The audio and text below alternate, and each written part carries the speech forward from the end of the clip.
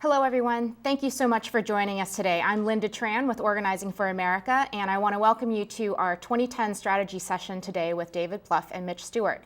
Before we get started here, I just want to go through a couple of logistical items. So there are tens of thousands of you watching us online. Many of you submitted questions in advance, and some of you will be submitting questions now.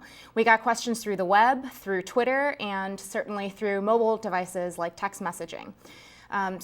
Without further ado, I'm going to turn it over to David Plouffe. Well, thanks everybody for joining us and for all you've done to help the president and this country move forward over the previous months and years. When the president was elected on that glorious night on November 4th, 2008, as he said, the election itself was not the change we all seek. It was just the opportunity to make that change. And because of the remarkable work all of you have put in over the last close to year and a half, we're beginning to make a serious down payment on that change. Obviously, healthcare reform, which so many of you worked hour after hour, day after day. After 100 years, we finally have meaningful health reform in this country. And I think over the coming years, we're going to see the meaningful impact that has to our economy, our families, and the controlling costs for our government as well. The economy that the president inherited, obviously, was the worst we've seen since the Great Depression. But because of his leadership and your support of him out in your states and communities, did some really tough things, politically really difficult things. The Recovery Act, his leadership in the auto sectors and the financial sector. And of course, because of the American spirit and ingenuity, we're beginning to see very positive signs in the economy. A lot of work still to do, but because of your hard work, I think better days are ahead. So we've had a remarkable success over the last year and a half. There's a lot more work still to do on the president's agenda. He's obviously continuing to do all he can to make sure that our combat troops from Iraq are coming out as he promised during the campaign on schedule. We've obviously made huge progress on energy as it relates to regaining our leadership in this sector and making sure we are the leader in the world on green jobs and technology, but we're going to continue to fight and we're going to need your help to get that done. Obviously, there's a big debate in Washington right now around financial reform to make sure that we're putting the American people and consumers first, not the big banks on Wall Street, and to make sure that all of us, this is a global recession that's affected people deeply in this country and around the world, never happens again. And I know so many of you are out there fighting on this issue now, and hopefully very soon we will be able to report to the American people that we've passed meaningful financial reform. So there's a lot of work still to do. We're obviously having a big debate about immigration now in Washington. Any number of issues between now and the election, we're going to ask you to help on to make sure that your voices out in your communities are out there making the case on these issues. One of the great things about the work that all of you do in Organizing for America is so often these debates have been the province of Washington, politicians arguing with each other on cable TV. You've taken these debates out to people's doorsteps, to soccer fields, to diners, and re-engaged Americans in their democracy. And I think we're a stronger country for it. We're obviously getting closer and closer to election time. And because of your great ideas that you've given us about the role you think you can best play in 2010, we've really settled on focusing on first-time voters. Over 15 million people. Think about that. Over 10% of the people who voted in the last presidential election voted for their very first time. And history shows us that these first-time voters do not show a high propensity to turn out in the next election, an off-year election. So we're going to work with you to make sure that we're out there talking to these first-time voters, convincing them that these elections are important. We need to elect people who support the president's agenda and convince them to stay part of the democracy because they played such a big role in electing Barack Obama. And because of that, we've had a president showing strong economic leadership, passing health insurance reform. And actually, we're joined today by a great example of one of these first-time voters. Ashwani Jain is here, who's going to talk to us about his experience both voting but also participating in democracy. Hi, my name is Ashwani Jain. I'm currently a student at the University of Maryland, College Park, and I, along with millions of other young people, voted for the first time in 2008 because I was really inspired and felt connected to President Obama's vision. And I actually continue to help Organizing for America today because, as Obama mentioned, the success of his presidency lies not just with him, but with the American people and young people to come out. And that's why I'm going to continue to vote in 2010, and we need to make sure that young people also come out in November and vote. So, thank you. That's great. And, I don't need to tell all of you what Organizing for America accomplished in 2009 and basically the historic and unprecedented nature of our endeavor. It had never been tried before, let alone been successful. But this is what you all accomplished in 2009. David talked briefly about some of the accomplishments that the administration and the president had.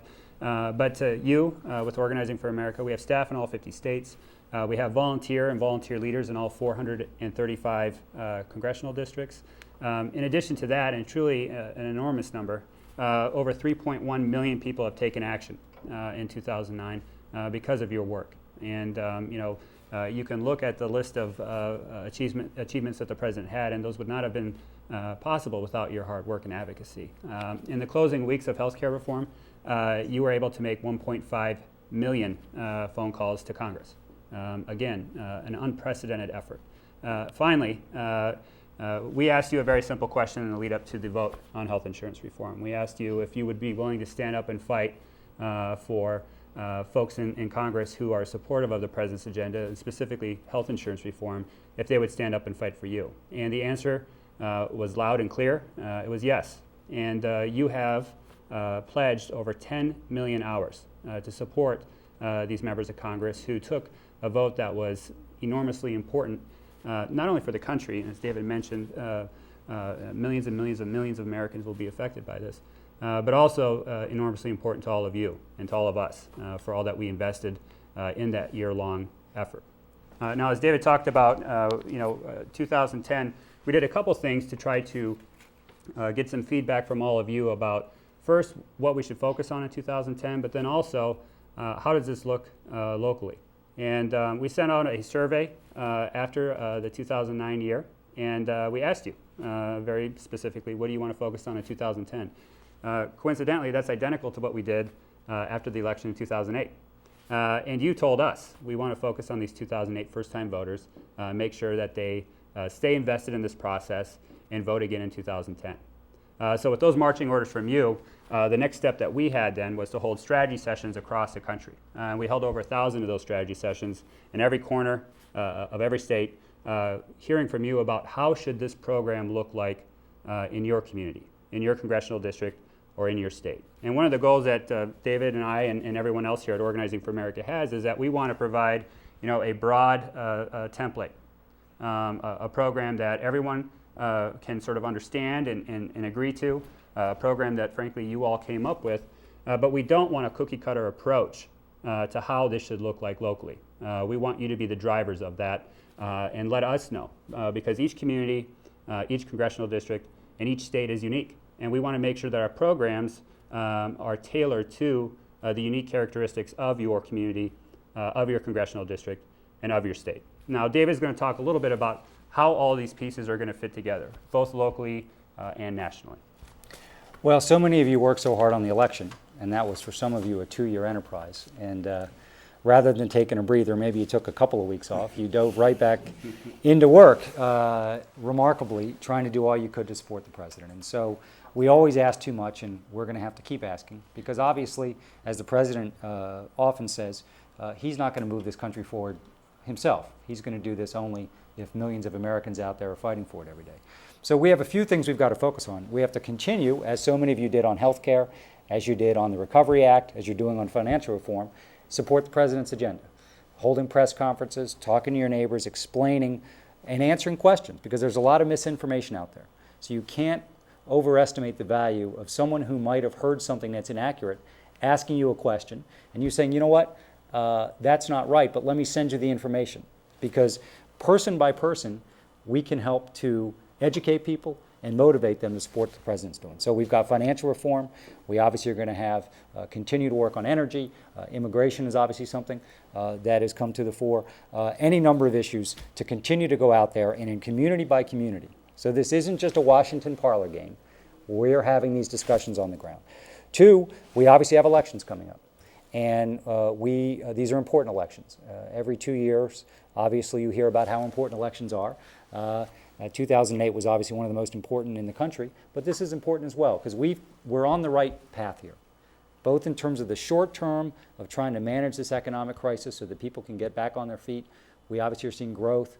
We're seeing more optimism in the economy, but that's not trickled down enough to people being able to find the work they want, and so at the wage they want. So we have a lot of work still to do, and on health care, obviously. You know, we've got some in Congress who want to repeal health care. So there's going to be a big battle about that in 2010. So these are not small issues about who's in charge of the building with the dome on it right up the street from where we are right now. It's about, are we going to continue to grow economically? Are we going to see the promise of health care realized? Are we going to lead on energy? Are we going to reform education so it works for all of our children? You know, it's about now, but it's also about the decades to come. And what the president is providing is something that's been short supply in Washington and in our politics for a long time, which is leadership that's not just focused on the next poll or the next election, but the next generation. And all of you know that. It's one of the reasons you supported him and are still working so hard for him. But that's what we need to be as strong a country as we need. So we've got to elect people who share that view. Because if not, some of the progress that we've made, some of the vision that we all support is going to be in grave danger. So this is big stakes. And that's why these first-time voters, we've got to convince them that these elections, even though they might not know the candidates right yet or even the offices on the ballot, explain to them the facts of the elections, but why they're important. And we can make a big difference here. And we've got to continue to build organizationally, which is what all of you have done. Remarkably, you know, we had the strongest grassroots campaign in the history of presidential politics, in our view, in 2008. But I think our organization at the volunteer level is even stronger now, because we had a huge staff in 2008. We had over 6,000 staff in only about 16 states. Right now we have great, hardworking staff, but it's skeletal. So the volunteer leadership is doing even more than they did in 2008. So we have a stronger organization in many respects, and so many of you are doing great work. So we're going to run a nationwide program. Mitch talked about the genesis for this really came from all of you, the volunteers. How would you most like to help in 2010? So we're going to engage first-time voters, over 15 million of them, many young but not all. Most of them don't have much knowledge right now about the 2010 elections, when it is, what races are on the ballot, you know, if they live in a vote-by-mail state or early vote, can they vote by mail early like they did in the presidential? So some of this is just education, but what's the best way for a first-time voter to vote? It's for another human being in their community, their family, a colleague to say, no, you really should vote, let me explain why. That's why so many of you voted for the first time in 2008. Of course, people were motivated by the president, agreed with his issues. But to really take the next step of participation, it was that comfort of saying, hey, someone else who's just like me is voting. So we're going to put a premium on going out there and actually talking to people, human being to human being, and we think that's going to be effective.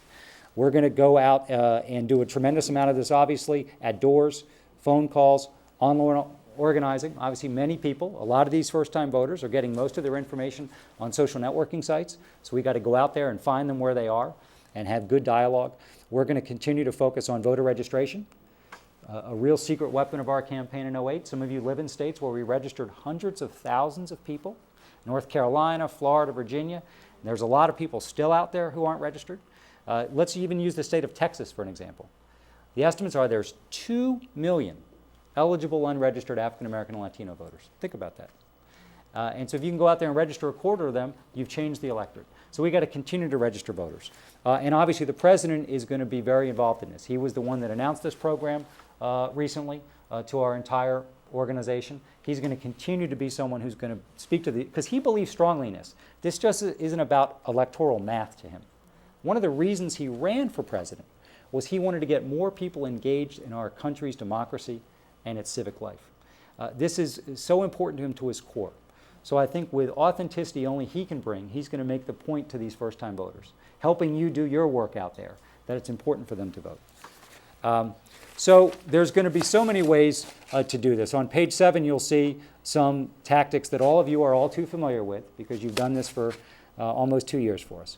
But door-to-door canvassing, which something we have found out statistically is so very important. There's no substitute, even in the digital age, for talking to another human being, particularly if it's someone from the neighborhood.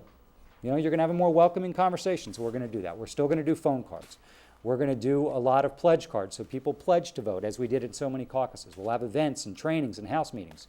We will refurbish and improve on our website so that there's great online tools for you to use in terms of reaching out to people. And we're going to continue to build the neighborhood teams. So many of you are out there serving as our community organizers. Sorry, Sarah Palin, but we believe in that term and in the work. And continuing to build the neighborhood volunteers underneath of you so that you're not having to do all the work, that you've got a constellation of people out there who are doing great work. So on slide 8, you see how important this is. As I said, over 15 million people. Let me just remind you, Election Day, Barack Obama and John McCain essentially tied with the people who voted in the 2004 Bush-Kerry election. But Barack Obama beat John McCain by 71 to 27 with these first-time voters. That is the election. It's why we won by such a big margin. It's why we won states like Florida and Ohio and Virginia and North Carolina. So this is a big deal. This is a big pool of voters. We've got to try and keep them into the process. History shows even when there's a smaller pool of voters, and this is the largest first-time voter universe ever, that their participation trails off. So we know we have a historical burden here to make sure that these people stay in the process. And obviously, if we can keep them involved, they're going to vote that second time, they're going to vote that third time, they're going to vote that fourth time. They may become volunteers, they may become contributors, they may run for office themselves.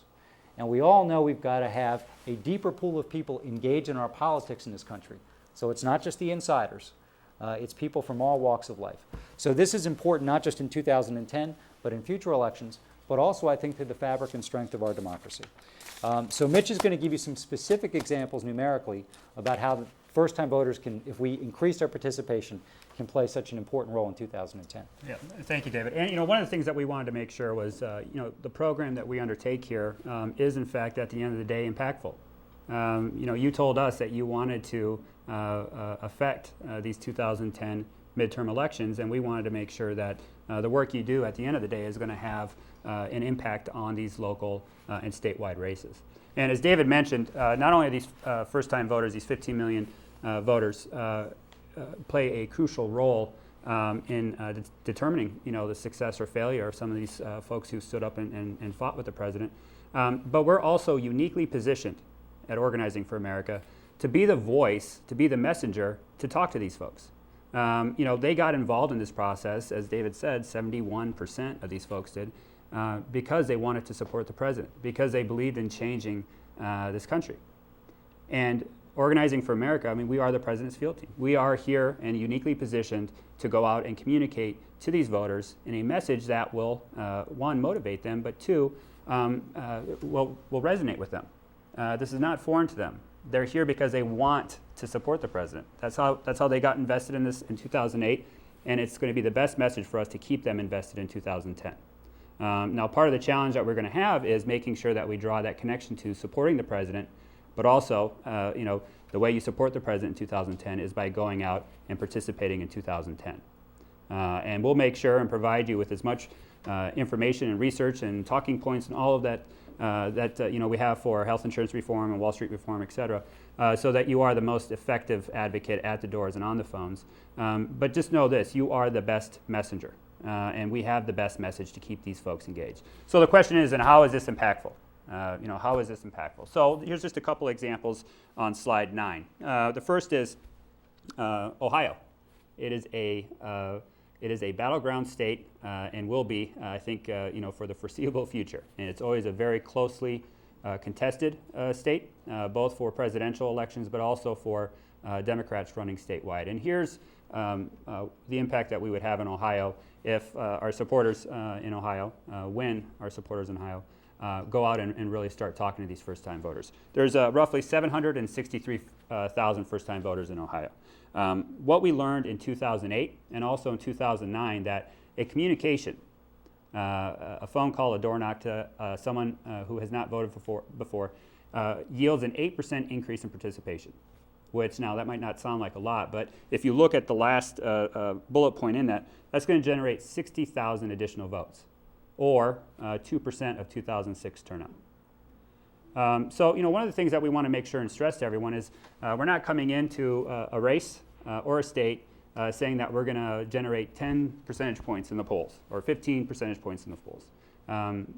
We can't do that.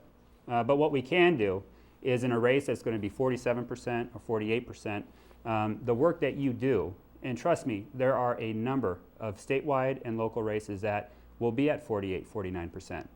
You could literally look down the list of recent elections where a number like 60,000 would be the difference between winning and losing. And not just Ohio, Colorado, just any state that you want to look at. North Carolina in the general election in 2008 would be another example. But that's 2% of 2006 turnout. Now, if you want to take this more to a local level, and we'll use a congressional district in Ohio, Congressional District 15, there's roughly 57,000 first-time voters in Ohio 15. Now, an 8% increase in votes there will generate roughly 5,000 votes. Again, that's 2% of 2006 turnout. It's not going to be easy to go out and communicate with these voters. Some of them have moved, but because we're starting this program now, it's going to provide us as an organization and you as a volunteer 6 months, not only to find the existing first-time voters from 2008, but to go out and register new 2010 first-time voters. And David mentioned this, we have an opportunity, I think once-in-a-generation opportunity, to profoundly alter the political landscape based off this tremendous gift we have from these 2008 first-time voters. And we can ensure a whole new generation of voters stay involved and engaged in this process. But ultimately, it's going to come down to us, down to you, to take this responsibility seriously, but also understand the role that you're going to have, the impact that you're going to have moving forward into 2010. And there are a couple things that folks can do right now. The first is you can host or sign up to attend a house party, where again, we had strategy sessions, over 1,000 after the online survey that you all filled out. This is an opportunity for us to get even more local and make sure that if you go on MyBo to sign up, you can either host or you can attend an existing house party to talk about our plans and make sure that we put action together. The second is, on June 5th, we're planning a National Day of Action. So everyone, please right now mark off that weekend. And Dave and I were talking a little bit earlier, this coincides nicely with the National Day of Action that we had June 9th in 2007, which was the first sort of knock for change that we had almost 3 years ago. And this will provide us an opportunity then to really get out there in those communities, both with phone calls and phone banks, with door knocks and canvassing. And then the last thing that I would say is if you want to start making phone calls right now and start talking and engaging these first-time voters, go to 2010.barackobama.com and you can sign up. And many of you are familiar with our calling tool, but you can start making phone calls today. So I think if you look at slide 12, as is always the case, President Obama says things better than any of us could hope to. But this really captures why it's so important that all of us stay in the fight here, and all of you have. We are at a moment where the issues are not small, the challenges, the problems, the opportunities aren't small. And we can continue to move this country in a direction towards growth and prosperity and fairness, putting the middle class and small businesses squarely in the center of the country's agenda. We can continue to strengthen and repair our relationships in the rest of the world, which is so important to the safety, security, and prosperity of this country. And or we can go back. And so we've got to continue to fight each and every day. We can't rest because health care reform got passed. There's more work to be done to make sure the president has the support of everybody out there in their communities to explain to people what he's trying to do. And secondly, we've got to continue to elect people who share that vision and approach.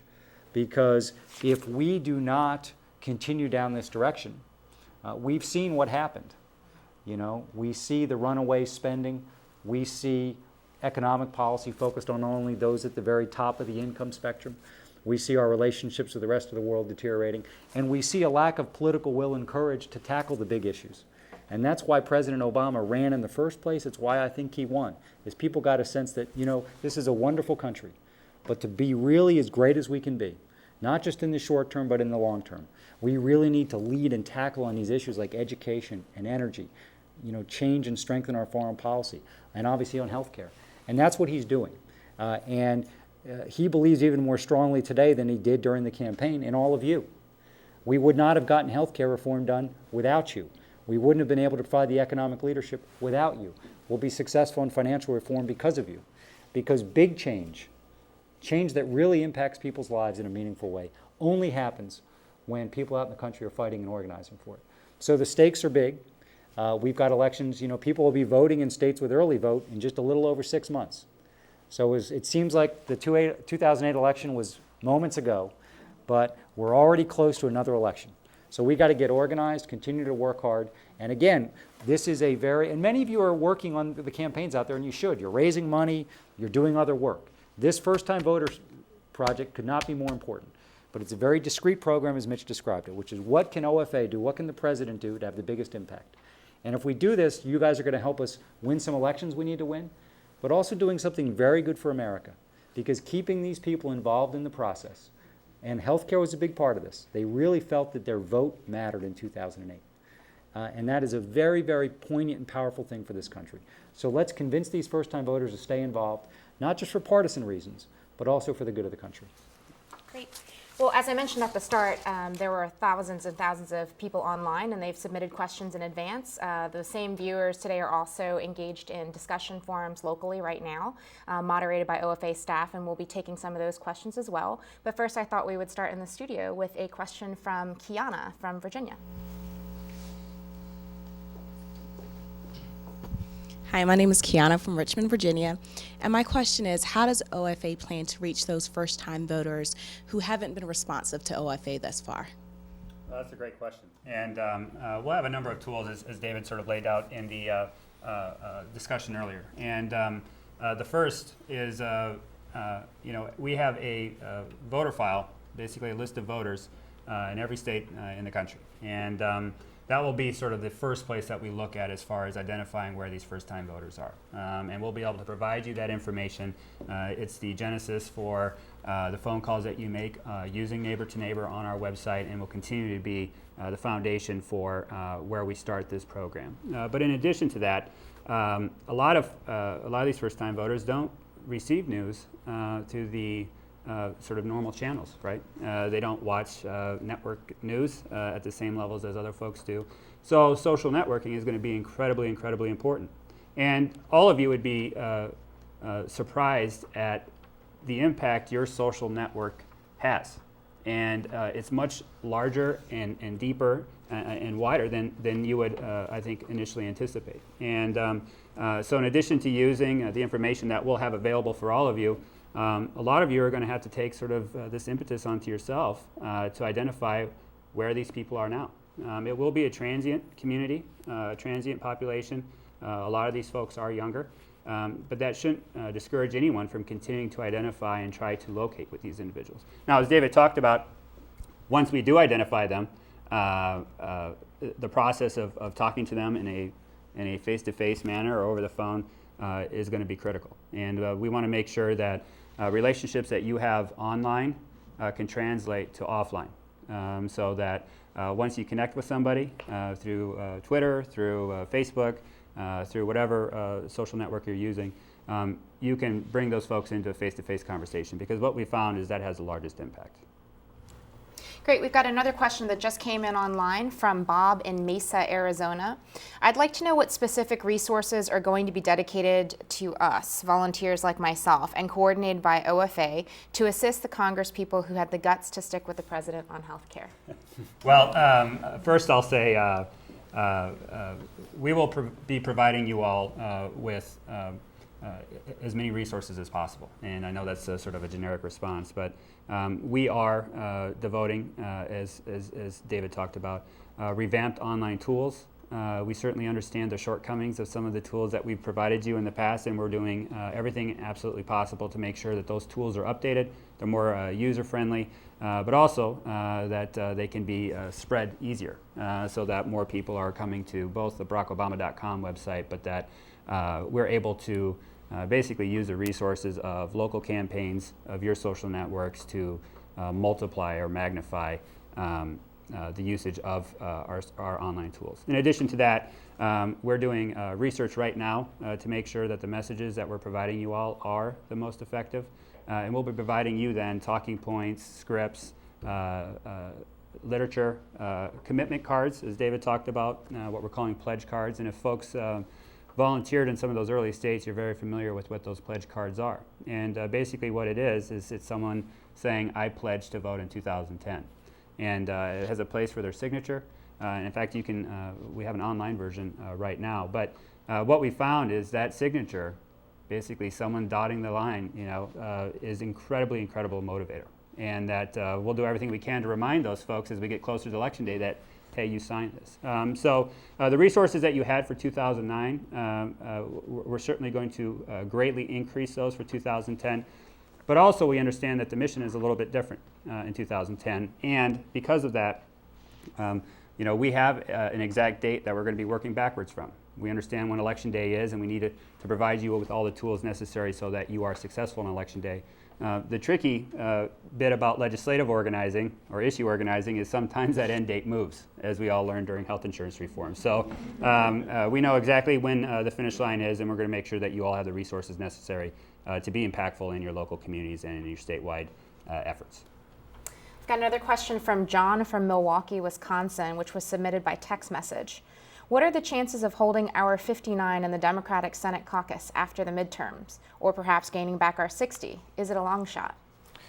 Well, listen, I learned a long time ago really not to play the political prognosticator game. Particularly in the world we live in today, things are very fast moving.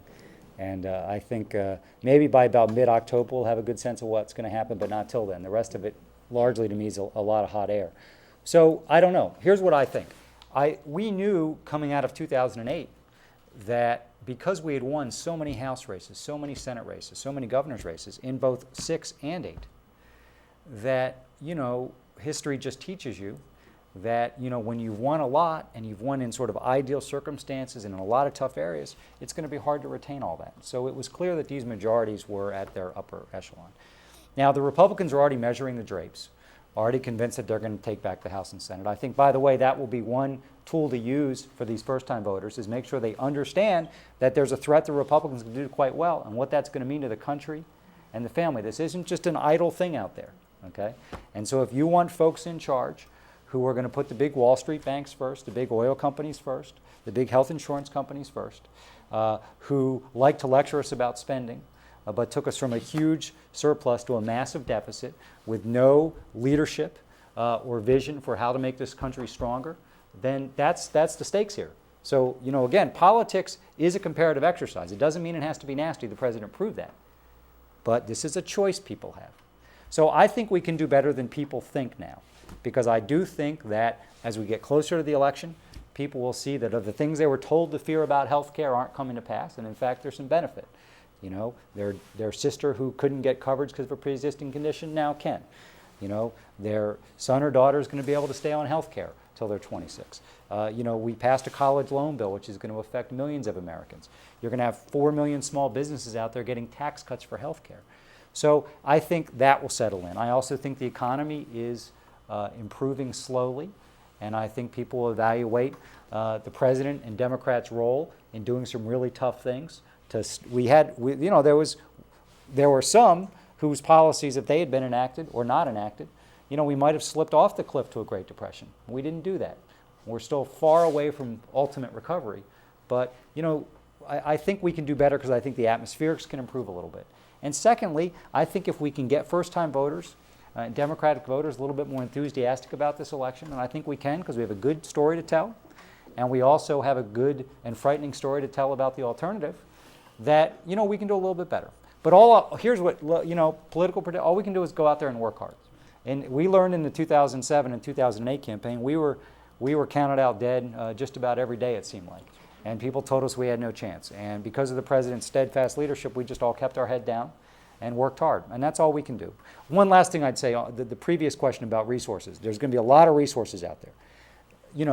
We're obviously going to do advertising and internet work and mail and phones. That is no substitute for you all talking to people directly. But there are going to be some air cover out there. Secondly, don't hesitate to get involved in these local campaigns. Congressional campaigns, Senate campaigns, city council campaigns, governor's campaigns. You're great organizers. And you need to convince these campaigns of the value of first-time voters. Because the president and all of you can do everything. But if the campaign hasn't done their part to convince them why their election is important, it's going to be harder to get them to vote. So we kind of got to meet in the middle here.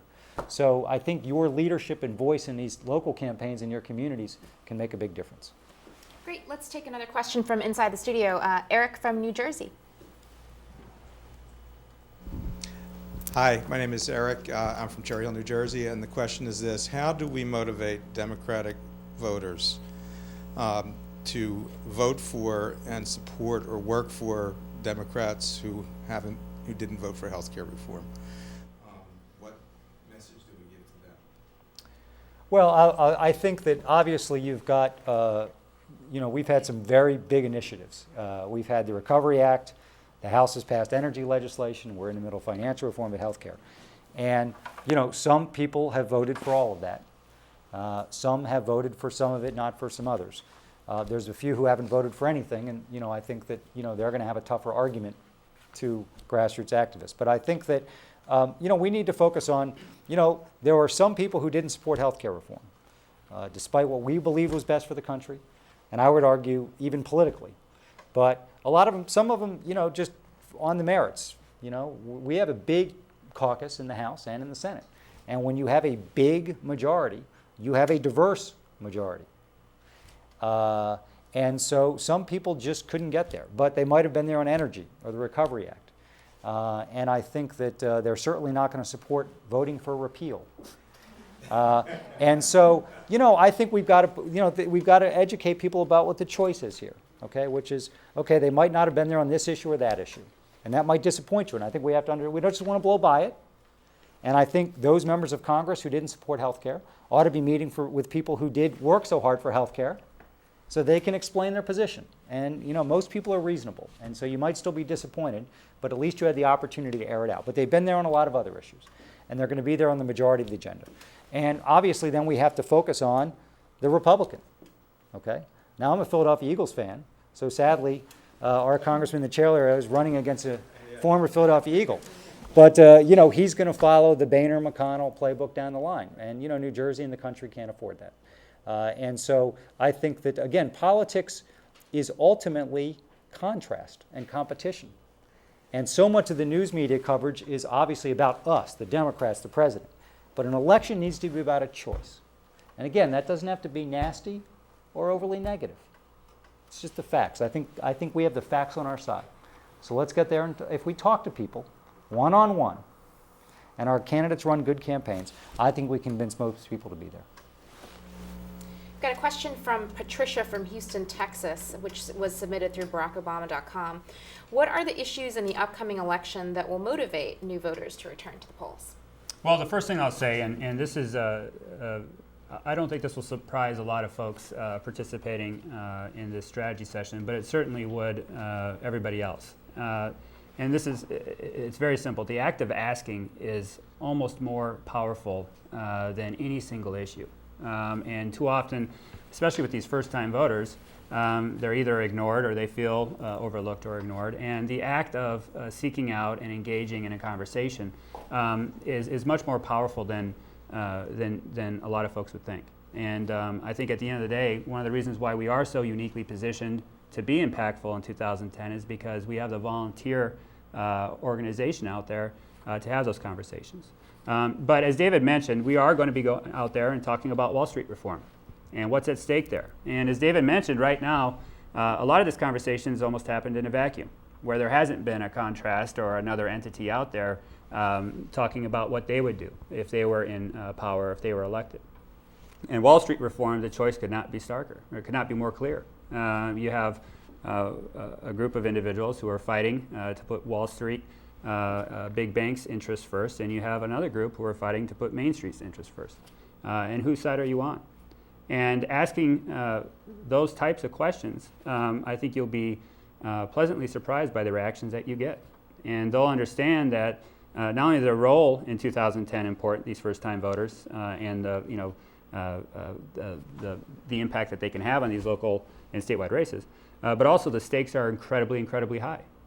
Because, as David mentioned, a lot of these Republicans, frankly, are not being covered with the same scrutiny that we are. And as we get closer to the election, this will become a contrastive enterprise. And the more that we're able to explain that difference to these voters, and whether it's Wall Street reform, energy legislation, immigration reform, whatever the issue may be, jobs and creating legislation to help foster job growth, that contrast or that choice is going to become very clear.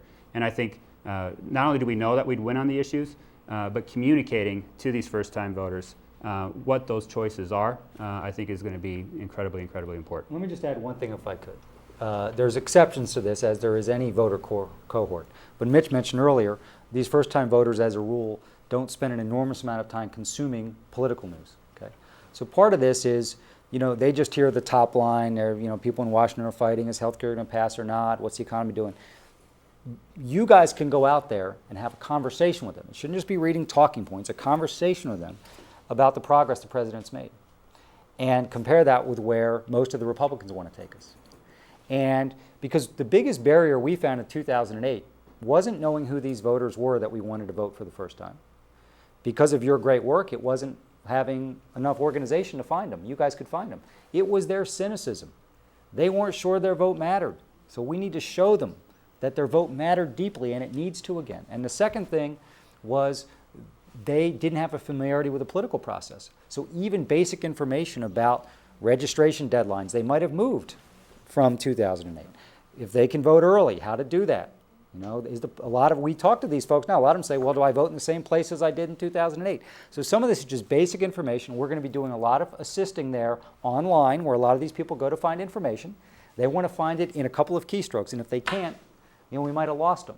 So if we can make it digitally easy for them to find out how to participate, and you all are backing that up at their doors and on their phones and with emails, then I think we can have success getting enough of them to turn out to have the impact Mitch talked about.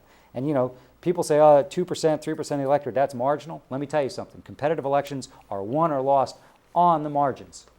And the numbers Mitch went through in Ohio, if we can actually do that in Ohio and elsewhere, a lot of people who would have been in the L column are going to be in the W column because of your work.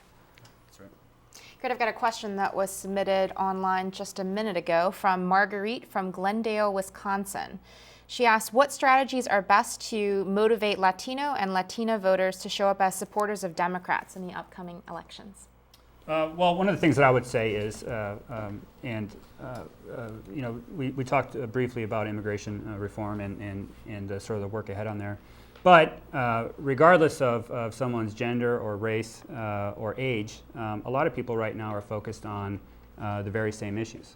And they're focused on the economy, they're focused on jobs, and they're focused on making sure that we do have a sustainable long-term economy so that jobs can grow. It affects everyone, regardless of who you are and where you live.